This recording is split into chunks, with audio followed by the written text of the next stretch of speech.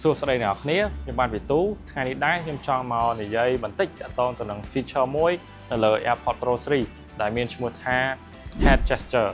feature នេះគឺអនុញ្ញាតឲ្យលោកអ្នកលើកខដែលគ្រាន់តែងក់ក្បាលបិទខដោយគ្រាន់តែកវីក្បាលឬក៏ចរានចោល notification ផ្សេងៗដែល pop up នៅពេលដែលលោកអ្នកកំពុងតែរវល់ឬមួយក៏ជាប់ដៃជាដើមអញ្ចឹងតោះកុំឲ្យខាតពេលយូរមកមើលពីរបៀបប្រើប្រាស់ទាំងអស់គ្នាអញ្ចឹងដើម្បី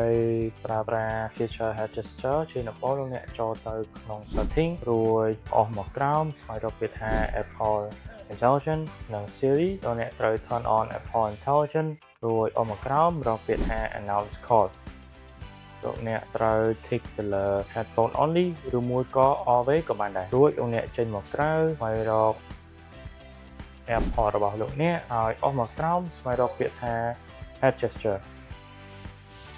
រួចចូលទៅ head gesture ហើយលោកអ្នកត្រូវតែ turn on លោកអ្នកគ្រាន់តែងក់ក្បាលដើម្បី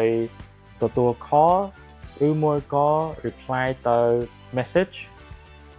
ហើយលោកអ្នកក៏អាចកវីក្បាលឆ្វេងស្ដាំដើម្បី dismiss notification ឬមួយក៏ reject call ផងដែរ